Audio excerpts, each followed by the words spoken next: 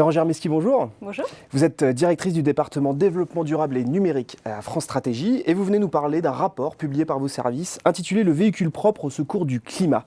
En effet, en France notamment, l'une des solutions pour réduire les émissions de gaz à effet de serre, c'est d'agir sur le secteur des transports. Tout à fait. En ratifiant l'accord de Paris, la France s'est engagée à réduire drastiquement ses émissions de gaz à effet de serre pour maintenir l'élévation de la température en dessous de 2 degrés par rapport au niveau pré-industriel. Et dans cette optique, le gouvernement actuel s'est fixé des objectifs ambitieux en annonçant la neutralité carbone à horizon 2050. Alors pour atteindre la neutralité carbone, il faut agir sur tous les secteurs. Mais le secteur des transports est particulièrement crucial puisqu'il représente un peu moins de 30% de nos émissions de gaz à effet de serre.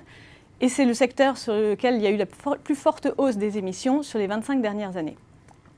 Le rapport que nous avons écrit avant la présidentielle présentait deux options pour réduire les émissions du secteur des véhicules particuliers.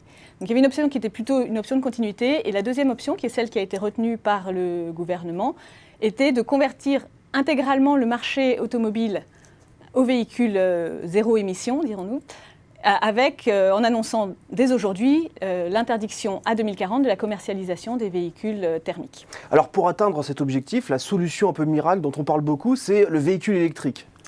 Oui, alors c'est vrai que le véhicule électrique est un très bon candidat pour être le véhicule zéro émission de demain.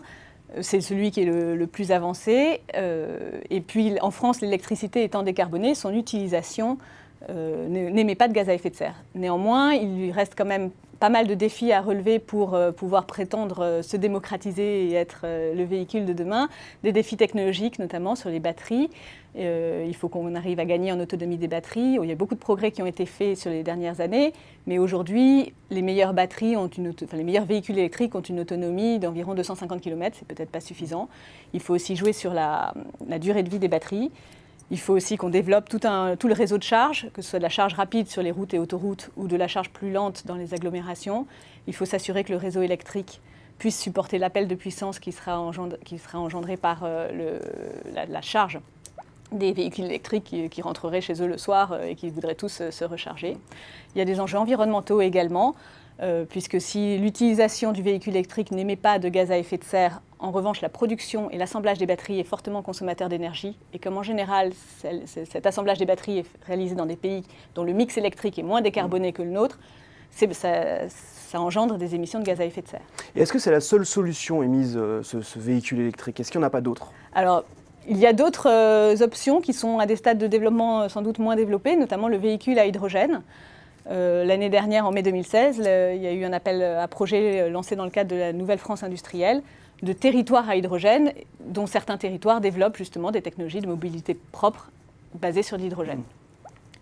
Par rapport au véhicule électrique, le véhicule à hydrogène a deux avantages majeurs. Le premier, c'est qu'il a une autonomie qui est comparable à celle du véhicule thermique. Le deuxième, c'est qu'il a un temps de charge beaucoup plus court que le véhicule électrique.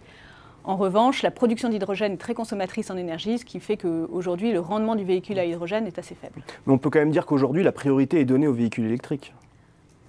Alors c'est le plus développé, c'est celui qui est le plus commercialisé, et donc effectivement c'est celui qui aujourd'hui est soutenu par les pouvoirs publics en termes de subventions à l'achat avec le bonus écologique de 6 000 €.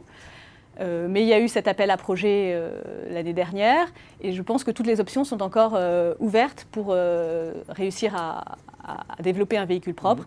Et la solution ne sera sans doute pas monotechnologique, mais selon les usages et selon les distances parcourues, on pourrait voir cohabiter les différentes technologies. Il faudra donc favoriser une sorte de mixité, en fait. C'est ça. C'est par exemple l'objet du projet Highway en Rhône-Alpes, qui plug des kits hydrogène sur des kangous électriques, ce qui permet d'avoir les avantages du véhicule électrique et, en cas de longue distance, pouvoir avoir le kit hydrogène pour aller plus loin. Eh bien, merci Bérangère Mesqui pour cet éclairage très intéressant sur le véhicule propre au service du climat. Merci à vous. Merci.